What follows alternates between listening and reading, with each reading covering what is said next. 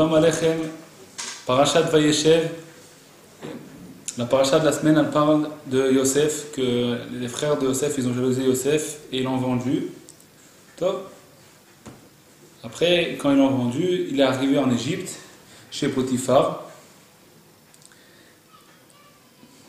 V'hi Adonai et Yosef, v'hi ish matzliach, v'hi bevet Adonai v'amitzri.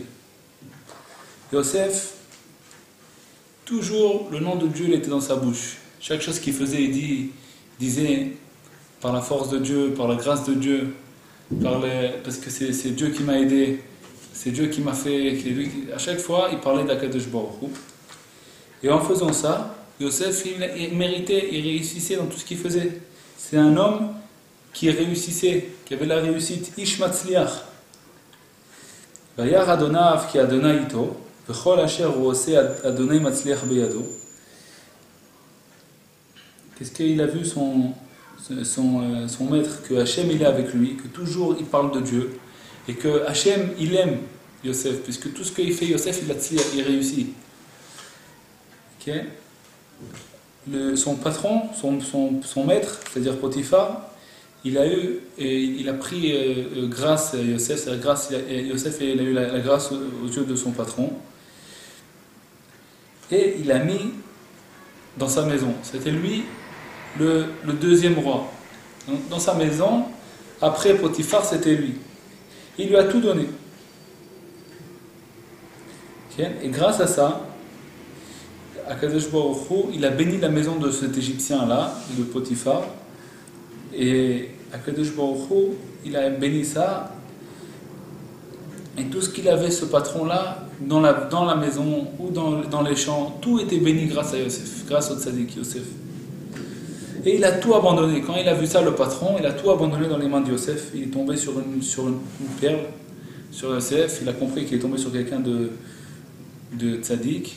Il lui a tout donné dans ses mains. Et il ne savait plus ce qui se passait dans la maison. Il a tout abandonné dans les mains de Yosef. Il ne savait plus ce qui se passait chez lui. À tel point qu'il a tout abandonné dans les mains de Yosef qu'il ne savait même plus ce qui se passait chez lui à la maison. Rien qu'une chose, il a empêché à Yosef, c'était sa femme. C'est marqué dans la Torah. Qui m'a laissé rien que le pain qu'il mangeait. Il dit Rashi, c'est quoi le pain qu'il mangeait? C'est sa femme. Et là, chez Davar, Beleshon Nekia, la Torah, elle parle dans un langage propre.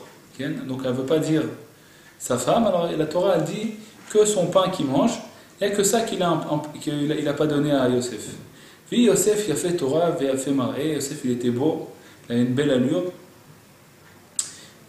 Après ces choses-là, la femme de Potiphar, elle a commencé elle a mis ses yeux sur Yosef. Et elle a commencé à parler avec Yosef. La Torah, elle dit, va t'omer shirva emi. La femme de Potiphar, elle lui dit, couche avec moi. Shirva emi, couche avec moi. Mamash kacha, c'est marqué. Va ima em, il n'a pas voulu. Okay? Il a pas voulu, il s'est opposé. Beaucoup de fois, il s'est beaucoup opposé. Et elle parlait avec lui tous les jours. Et qu'est-ce qui a marqué? Comme ça que Yosef il disait. Et il a dit Yosef à la femme de son patron. Mon patron, il ne sait pas ce qu'il y a dans sa maison. Il m'a tout donné. Sa maison, il m'a laissé, c'est moi le patron maintenant. Il m'a laissé toute sa maison dans mes mains. Tout ce qu'il a, il m'a mis dans mes mains. Il n'y a pas plus grand que moi dans cette maison-là. Il n'y a pas plus grand que moi dans cette maison-là. Et il n'a rien empêché à moi, il m'a rien empêché. Rien que toi. Parce que tu es sa femme. Et comment je vais pouvoir faire une telle mauvaise chose, une grande mauvaise chose comme ça, hein? Ara'a gdola azot vechatati le'elokim, et je vais fauter à Dieu. Okay? Comme ça, il lui a répondu à sa femme. Vi kedabra el Yosef yom yom velo shama elia lishkav etzla liotima. Tous les jours, elle parle avec lui et lui, il ne voulait pas. Vi kayom azeh, une fois, ils sont tous partis dans un mariage. Vi avo abaita la sot milarto. Yosef, il est venu dans la maison faire son travail. Rashi il dit son travail mamash, ou alors il y a un autre pirouche qui dit qu'il a une pensée de vouloir fauter. Et au dernier moment, il a combattu sa passion et il a réussi à briser ça. Il dit il est venu faire son travail. Il n'y a personne dans la maison. Et elle a attrapé par ses habits. Et elle lui a dit couche avec moi. Il a abandonné son habit dans sa main. Et il est parti, il est sorti à l'extérieur. Il s'est sauvé.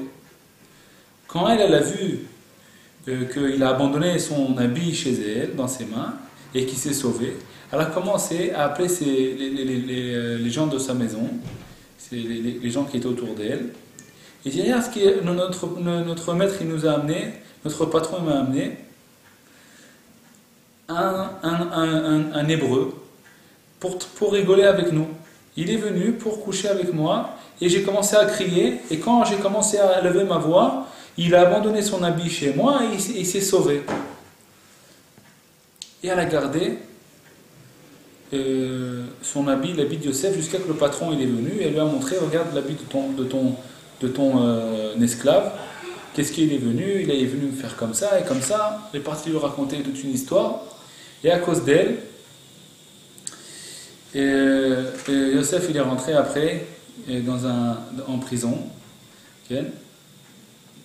Et puis toute l'histoire qui continue après Bezrat Hashem Yitbarach, on a raconté l'histoire sur ce qu'on a besoin de raconter aujourd'hui pour l'écouter à la chôte. Alors Bezrat Hashem Yitbarach, d'abord avant de commencer à l'écouter à la chôte, il y a un petit Sichot Haran qui dit maintenant c'est plus facile de briser cette épreuve là, l'épreuve de cette passion, de la passion de ce qu'on vient de parler, de l'histoire qu'on vient de passer entre les hommes et les femmes. Okay. Pourquoi? Parce que les premiers, les Rishonim, les premiers, ils sont passés en épreuve et ils ont brisé cette écorce. Ça veut dire que quand Yosef il n'a pas eu cette épreuve, lui, c'était un des premiers qui a passé une épreuve comme ça et il y avait une très grosse clipa sur ça. Il a brisé énormément, il a tout fissuré la clipa, l'écorce. Okay. Il y a une écorce de cette clipa, de cette passion-là, que le tzaddik, Yosef, en passant cette épreuve-là, il faut bien comprendre que c'est une épreuve qu'aujourd'hui, Bezrat Hashem, je pense que plein de personnes auraient pu passer une épreuve comme ça, de ne pas tomber dans une faute pareille. Okay. Mais Yosef, il dit Rabbeinu Akadosh qu'aujourd'hui c'est beaucoup plus facile qu'à l'époque. Okay. Pour ça qu'on doit comprendre Yosef Behemet, dans quoi il était confronté devant la clipa en elle-même. Après que Yosef il a brisé ça et tous les tzadikim sont venus génération après génération, ils ont brisé ça. Aujourd'hui, la clipa est complètement brisée et malgré tout, il y a encore une épreuve. Mais notre épreuve à nous, elle n'a rien à voir avec l'épreuve des Rishonim. Que c'était vraiment un mamash pour Yosef, une épreuve beaucoup plus difficile. On dit aujourd'hui c'est très facile de passer cette épreuve. Même quelqu'un de très simple, il peut passer cette épreuve-là.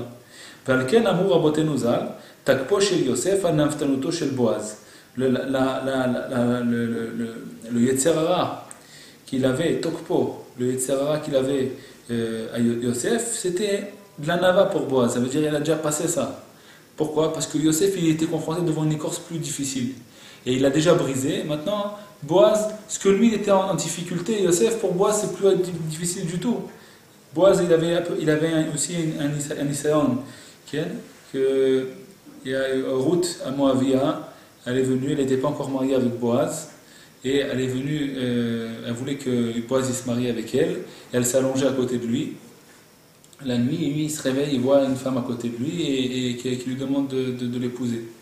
Et lui, il s'est levé et il a dit on parlera de ça plus tard. Il avait aussi une épreuve, mais c'était beaucoup plus facile à Boaz de passer l'épreuve après que Yosef, il a brisé cette épreuve déjà. Vetokfo shel Boaz, un aftanoto shel Palti ben Laish,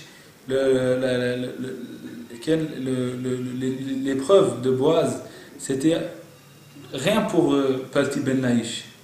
Palti ben Laish aussi, il avait une épreuve comme ça, Puis Tokef Aniseom chez Yosef Hatzadik Aya Davar Kal ou Pashut Etzel Boaz. C'était quelque chose de très simple. C'est-à-dire qu'il aurait. Pour Boaz, c'était quelque chose de très simple à faire ce que Yosef il a fait. Parce que déjà Yosef il a brisé l'écorce. Donc si comme il est venu après, c'est beaucoup plus facile pour Boaz de passer l'épreuve que Yosef il a passé. Parce que déjà Yosef il a déjà brisé cette écorce. Chen Tokef Aniseom chez Boaz Aya Kal ou Pashut Etzel Palti. Palti pour lui c'était rien les épreuves de Boaz qu'il avait. Parce que chacun qui est venu après, lui, l'épreuve dans ça, c'était beaucoup plus facile pour lui. C'est pour ça qu'il dit maintenant, n'importe qui peut passer cette épreuve, c'est pas difficile pour lui de passer cette épreuve. Même quelqu'un de très simple peut passer des épreuves comme ça, parce que maintenant, la clipa a été brisée. En tout cas, Yosef, il dit comme ça. Quand je vais faire le mal comme ça, alors que mon patron, il m'a tout mis dans mes mains, et moi je suis le plus grand de cette maison, et maintenant je vais faire une comme ça, je vais prendre sa femme, que c'est la seule chose qui m'a empêché, c'était sa femme, et je vais prendre sa femme, c'est ça que je veux faire. Pourquoi Yosef il a besoin d'en arriver là? Ça c'est moi qui pose cette question, mais c'est pour faire une introduction sur l'écoute à la route qu'on va faire. C'est moi qui la pose, c'est pas marqué dans l'écoute à la route. Pourquoi même pas besoin d'en arriver là à dire ça qui vient. Pourquoi? C'est interdit. L'adultère c'est interdit, même pour les enfants de Noach, il a interdit l'adultère. Quelqu'un qui n'a pas le droit de prendre la femme de quelqu'un d'autre. Pourquoi il a besoin d'en arriver là que son patron lui a mis tout dans ses mains et maintenant il va fauter à Hachem parce qu'il prend la femme de son patron alors que son patron lui a tout donné. Même sans ça, même que son patron lui donne rien du tout, eh ben, c'est une grande faute devant Dieu que de faire l'adultère, que de fauter et de prendre la femme de quelqu'un d'autre. Que même les enfants de Noach, depuis Noach déjà, ça a été interdit ça. Donc ça c'est une question que c'est pour introduire Bezrat Hashem Yitbarach. Maintenant on commence à écouter à la chot. Ki Yaakov et Yosef kechanda chashive, ve Yaakov ou beprinat mishpat. Moshe Katuv, mishpat ou zdaka, be Yaakov ata asita. Yaakov et Yosef, c'est la même chose. Tout ce que Yaakov il a eu dans sa vie, Yosef il a eu. C'est Yaakov, son frère il détestait, c'était Esav. Yosef, ses frères il détestaient. Yaakov il était obligé de se sauver de son frère. Lui aussi il a été vendu par ses frères. Il y a plein de choses comme ça qui ressemblent Yaakov et Yosef. Et Rashi le dit au début de la paracha. Alors les deux, c'est un. Yaakov et Yosef en vérité c'est un. Les deux ils sont un. C'est une personne en vérité, c'est une continuité. Yaakov et Yosef, ils sont considérés comme une personne. Yaakov prinat mishpat. Yaakov c'est quoi? C'est la notion du jugement. Yaakov, comme c'est marqué, mishpat ou tzedaka bi Yaakov ata asita. Mishpat, le jugement, et la tzedaka tu as fait pour Yaakov. Et bi Yaakov ata asita, chez Yaakov tu as fait. Dans Yaakov tu as fait. Ça veut dire quoi? Be Yaakov ata asita. C'est-à-dire que Yaakov lui-même, sa nature, c'est quoi? C'est le jugement, la justice. Yaakov, c'est quelqu'un, c'est la justice. C'est-à-dire qu'il fait la justice. Lui-même, son essence, c'est la justice. Zacha Yosef lamot balisayon gadol velo pagam babrit. Comment Yosef maintenant il a réussi à passer cette épreuve? Ça veut dire qu'il avait une grande épreuve devant lui, il y avait une grande clipa qui venait l'avaler, qu'elle était en Égypte, et Yosef il est arrivé en Égypte avant tous les frères, avant tout le peuple d'Israël. Pourquoi? Pour briser cette clipa, pour qu'ils puissent s'en sortir, le peuple d'Israël, il puisse s'en sortir de là-bas. Donc Akadosh Baruch Hu, il a envoyé ce tzaddik là, Yosef, il s'est confronté devant une clipa immense. Dans cette Potiphar là, la femme de Potiphar allait rentrer toute la clipa d'Égypte qui voulait avaler Yosef Mamash.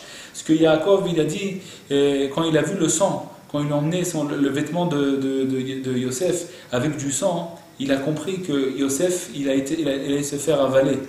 Il a compris qu'il allait se faire avaler par Potiphar. Tarof Toraf Yosef, c'est quoi Tarof Toraf Yosef? Yosef il s'est fait avaler par qui? Par Potiphar. Il sait que le Yetzerara il va s'habiller. Yosef il a été envoyé en Égypte. Il y a une opinion que Yaakov il savait Mamash qu'il a été vendu. Il n'était pas, mais il était sûr que comme il a vu son habit avec du sang, il a compris que son fils il va être avalé. avalée par qui? Par Potiphar, par la femme de Potiphar. Et toute sa gdoucha va tomber. Alors que lui, c'est le pilier, Yosef, c'est le pilier du peuple juif, c'est le Yesod, c'est le Tikkun Abrit. Et là, il est monté dans une grande épreuve. Il est venu pour pouvoir briser tout ça, pour que le peuple d'Israël puisse en sortir de là-bas.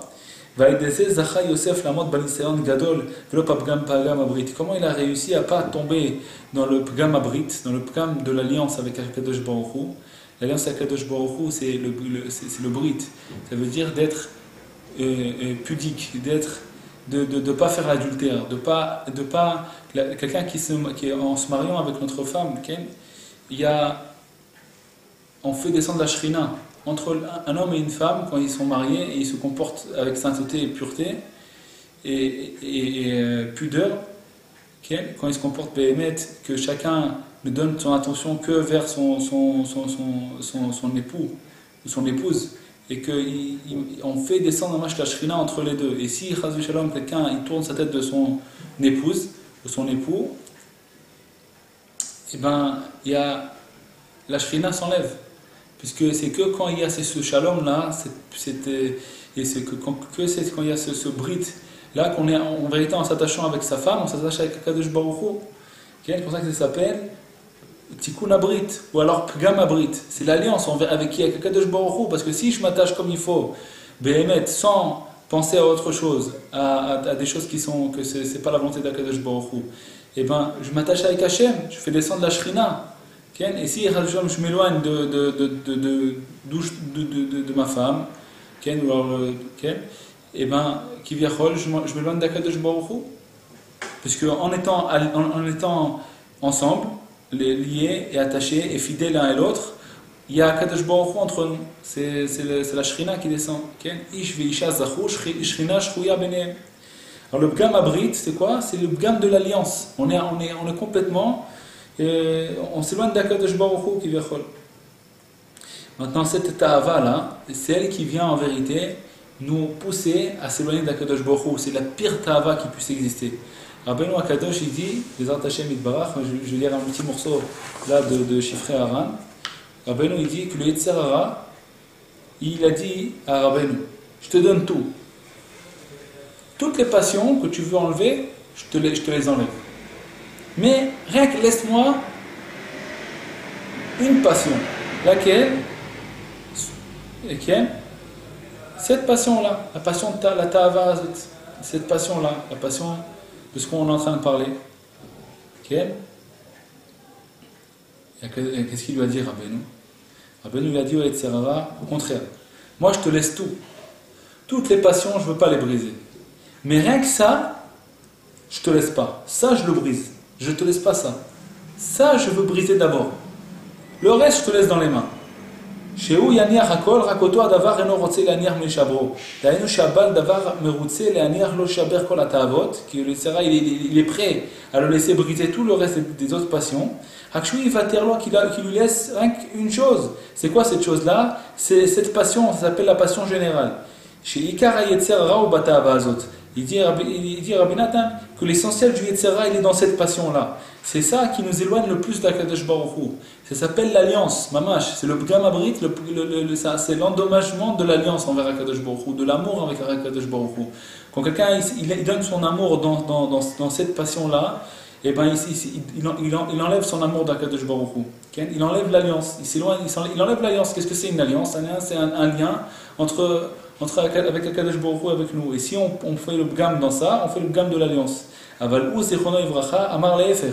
Lui, Rabbeinu Akadosh, est du contraire. Qui lui laisse tout, les autres passions, il ne veut pas briser rien du tout. Mais cette passion-là, il veut la briser complètement.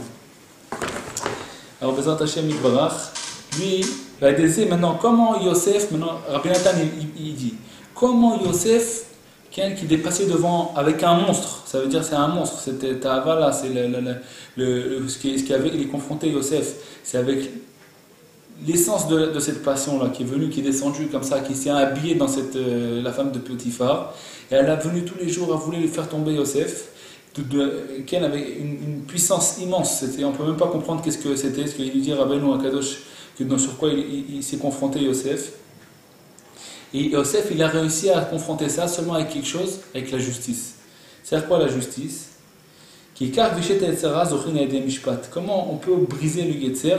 Comment on peut gagner le Yetzer? On peut le gagner comme quand on prend on veut prendre un pays, on s'accapare de lui. Vishata Yetzer. On veut s'accaparer. Le Yetzer veut s'accaparer de notre corps. Et nous, on veut s'accaparer de notre corps. On ne veut pas laisser que lui il s'accapare. On veut accaparer le Yetzer. Que lui, il va nous servir. C'est que avec la justice. Qu'est-ce que ça veut dire la justice? Il dit Rabbi Nathan, grâce à ce qu'on se juge soi-même. On se juge. Chacun, il se juge. Shoftim, Vedanim, il se juge soi-même, tout seul.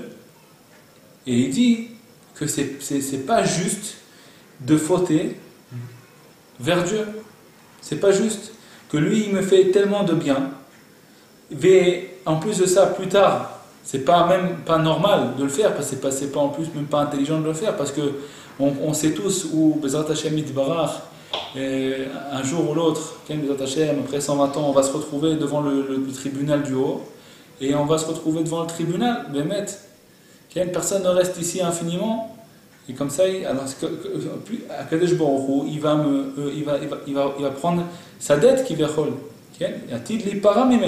À la colle, sur tout ce que lui, il a fait du mal vers Akadosh Baruch Hu, il s'est éloigné d'Akadosh Baruch Hu, il a endommagé l'alliance, il n'a pas été fidèle vers Akadosh Baruch Hu, que lui, il lui a tellement donné, et lui, il n'a pas été fidèle envers Hashem Yitbarach. Il a tourné sa tête, il est parti vers le mal. Akadosh Baruch Hu, il va se faire rembourser, qui va chol. Comme ça, il dit Rabbi Nathan, à la colle, comme Shamar Yosef, comme Yosef il a dit, comment je peux faire une telle mauvaise chose et je vais fauter vers Hachem? Il n'a pas dit je vais fauter vers mon patron, je vais fauter vers Hachem. Ça veut dire, en vérité, Yosef, ce qu'il avait dans sa tête, il pensait vers Dieu, il pensait vers Hachem Yitbarach. Il parlait même pas de ça, en vérité, il parlait même pas de son patron. Il dit comment je vais fauter vers Hachem? Comment je vais fauter? Pas je vais fauter vers mon patron, je vais fauter vers Hachem. Quand il parlait de son patron en vérité, il voyait que Hachem Yitbarach. Comme ça je comprends Rabbi Nathan. Que lui il m'a tout donné. C'est qui en vérité son patron? Que Hachem Yitbarach il m'a tout donné. C'est pas son patron. Son patron il n'a rien fait du tout. Hachem il lui a mis la grâce aux yeux de son patron. Ça veut dire que le patron il a aimé Yosef parce que Akadosh Baruch Hu, il lui a ouvert les yeux à ce patron-là. Il l'a laissé avoir Yosef avec grâce.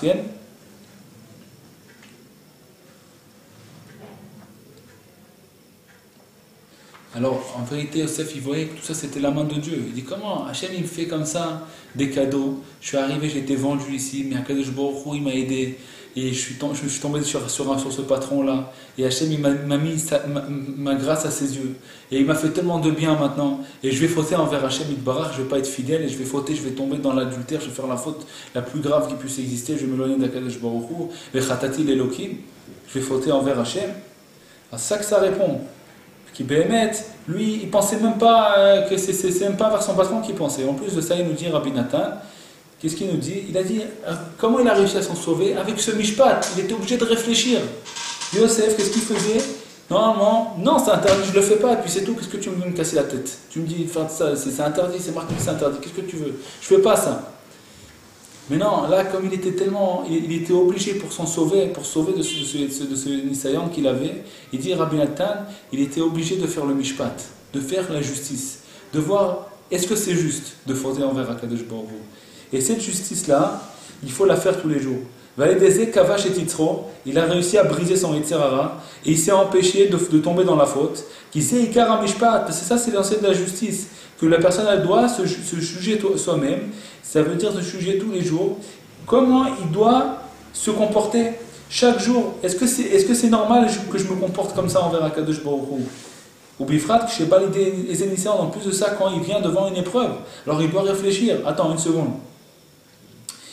Le Yitzhara, il me pousse vers la faute, ou me pousse vers à droite ou à gauche, dans une passion, ou alors dans une mauvaise qualité. Alors là, il va commencer à réfléchir. Il dit, Rabbi Nathan, là, c'est essentiellement du jugement, c'est maintenant. Commence à être juste avec toi. Fais la justice. il faut juger. Est-ce que c'est comme ça que je suis apte de se comporter? Il dit l'essentiel de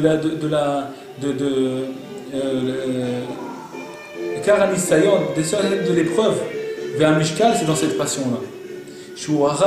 Que ça, cette passion-là, c'est le mauvais. Akolel, ça veut dire le mauvais qui inclut tout en lui. Tout le mal, il est inclus dans ce mal-là, dans cette passion-là.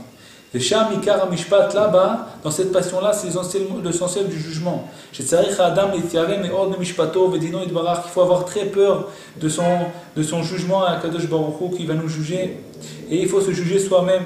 Et il faut s'éloigner complètement du mal, de ce mal-là, de l'adultère, de l'adultère complet. Même des mauvaises pensées aussi, il faut s'éloigner complètement. Tout ce qui est bgamabri, tout ce qui nous éloigne d'Akadosh Baruch Hu. Que Moshe Amrou, avait mechashev efsed mitzvah keneged schara. Et pense le combien tu vas perdre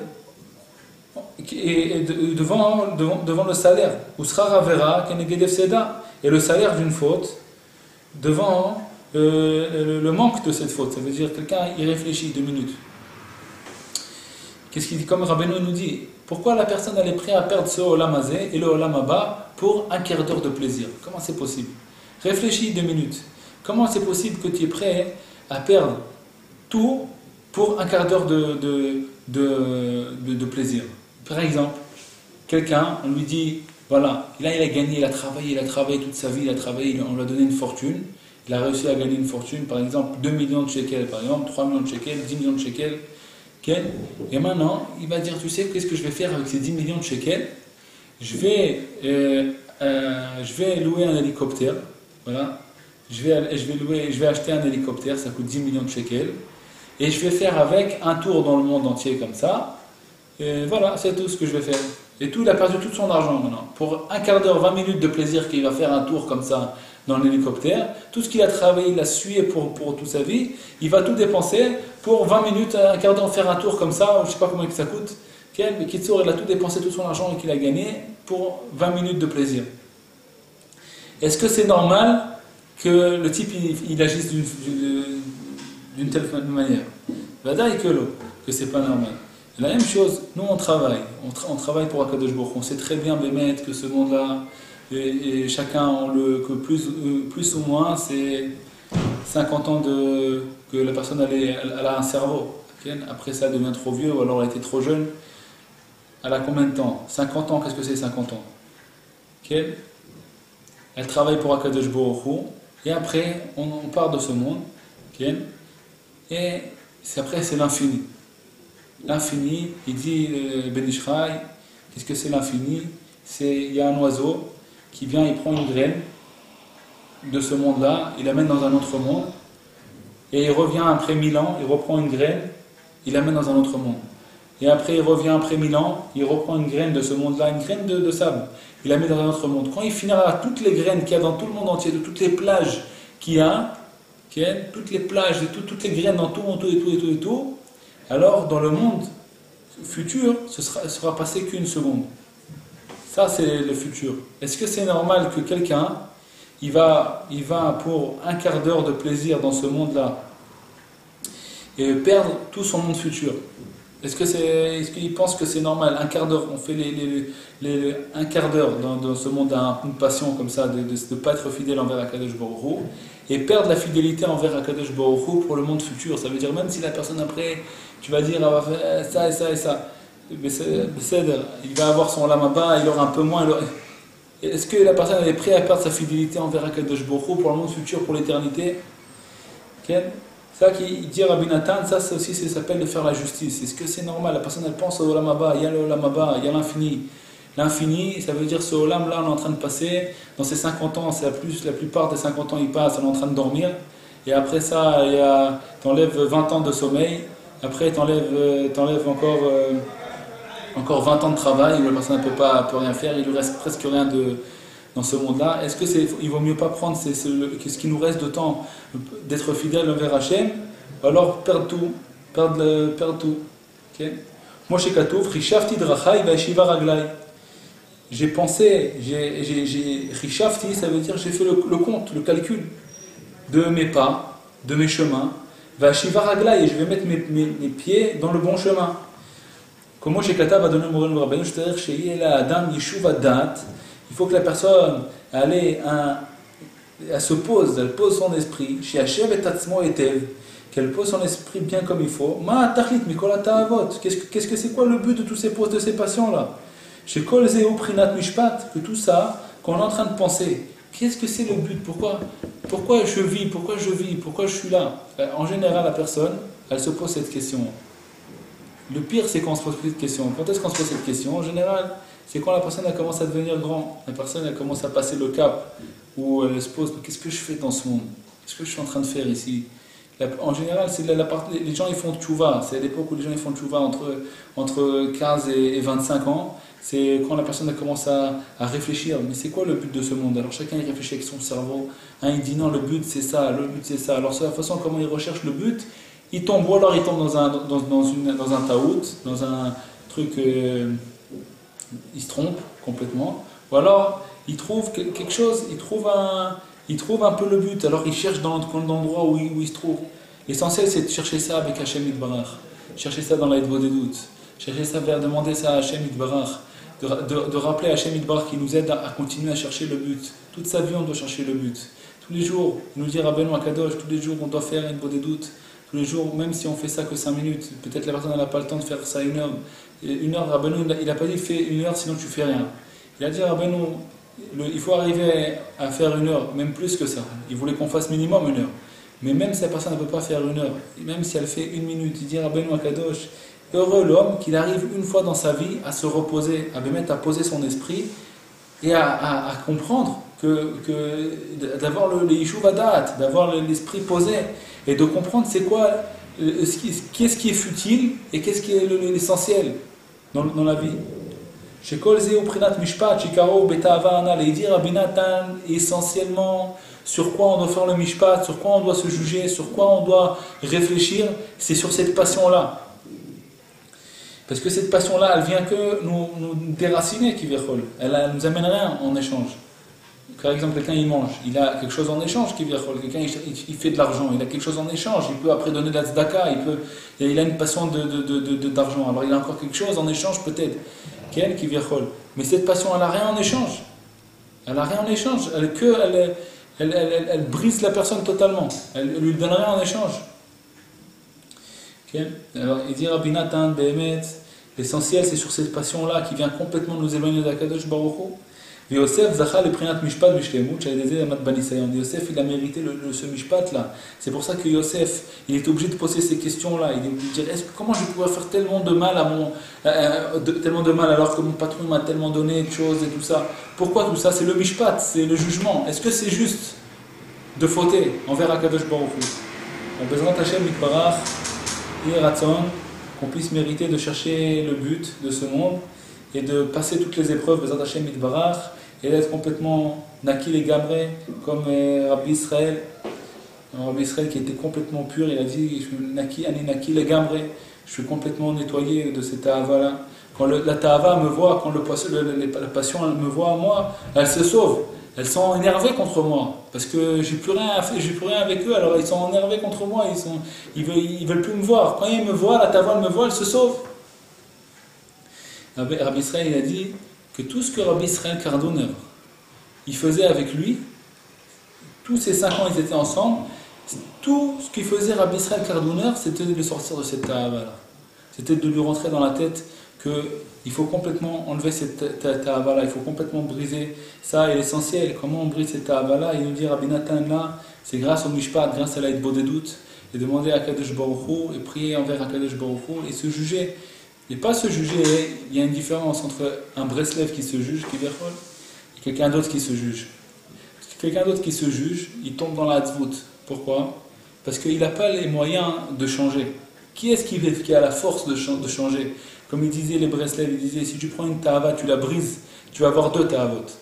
Tu en avais une grande, tu la brises, tu en as 2 maintenant. Alors, on peut briser, nous on n'a pas la force de briser les tahavot. On n'a pas la force de se combattre, de combattre soi-même. C'est très difficile de faire ça. Mais Qu'est-ce qu'il nous dit Rabbeinu? Qu'on doit le faire. Et comment on le fait? En mélangeant Akadosh Baruch Hu avec. De rentrer Akadosh Baruch Hu dans ce mishpat, rentrer Akadosh Baruch Hu dans ce jugement. Ça veut dire, moi, voilà, Akadosh Baruch Hu, 1, 2, 3, 4, je suis pas bien dans tout ça. Mais maintenant, je ne vais pas tomber dans la hazvout pour ça. Parce que je ne suis pas bien dans les 1, 2, 3, 4, je ne vais pas tomber dans la hazvout pour ça, parce que ce n'est pas ta volonté que je tombe dans la hazvout.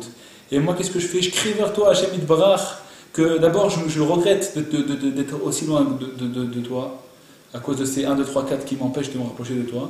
Et en plus de ça, j'ai une arme immense que Rabbeinu m'a donnée, c'est la prière. C'est que maintenant je demande à toi, Hashem Yitbarach, que tu vas m'aider, toi, Hashem Yitbarach, de m'aider à me sortir de ces 1, 2, 3, 4 pour que je puisse me rapprocher de toi, Béhémet. Et comme ça, par ça, c'est les conseils de Rabbeinu Akadosh. Que Rabbeinu nous donne en plus que de se juger, c'est pas seulement de faire un jugement et de rester avec son jugement. Et après, la personne, tous les jours, elle sent comment elle est loin d'Hachem, et après, elle peut même plus arriver à faire Mincha ou Arvit, elle pense plus à Akadosh Baruch Hu du tout, parce qu'elle se sent tellement loin d'Akadosh Baruch Hu, et qu'elle est tellement loin de ce qu'elle doit faire, parce qu'elle se juge tous les jours, elle voit combien elle est loin, alors elle n'a même plus la force de regarder, d'être proche de Hashem Yitbarach. C'est ça qui s'appelle le Yehush en vérité. Et même si elle continue à faire la Torah, les mitzvot, elle est complètement éloignée d'Akadosh Baruch Hu, c'est sans amour, c'est froid complet devant Akadosh Baruch Hu, parce qu'elle ne peut pas, elle n'a pas la force de se gagner elle-même, de gagner ses passions, de gagner ses qualités, ses mauvaises qualités, ses mauvaises ta'avot. Mais là, Rabbeinu Akadosh, il nous donne un espoir immense, parce qu'il nous dit, tu fais le jugement, mais comment tu finis ce jugement-là? En implorant à Kadosh Baruch Hu qui t'aide à surmonter toi-même. C'est pas toi tout seul qui va le faire. C'est toi, tu demandes à Kadosh Baruch Hu que Hashem Yitbarach, il rentre dans ton cœur cette force-là, et tu vas pouvoir t'en sortir. Bezrat Hashem Yitbarach, c'est par la force de Dieu, c'est par la force du tzaddik, c'est par la force de Yosef HaTzadik, et lui-même il a passé par ces épreuves, il s'est nettoyé pour nous. Et toutes ces épreuves qu'il est passé, Yosef HaTzadik, c'était pour le peuple d'Israël qui vont venir après, et qui vont pouvoir eux aussi passer cette épreuve. Et la même chose, le tzaddik, Rabbeinu Akadosh, lui aussi, il était dans des épreuves, il a combattu ces épreuves aussi, c'est pour nous sortir de tout ça, pour combattre aussi, et par sa force, par le mérite du tzaddik, on peut implorer la force du tzaddik, que par la force du tzaddik, on peut prier devant Hashem Yitbarach, qui nous aide nous aussi à sortir de tout ça. Et nous aussi d'aller dans les chemins du tzaddik, dans les chemins de Yosef HaTzadik.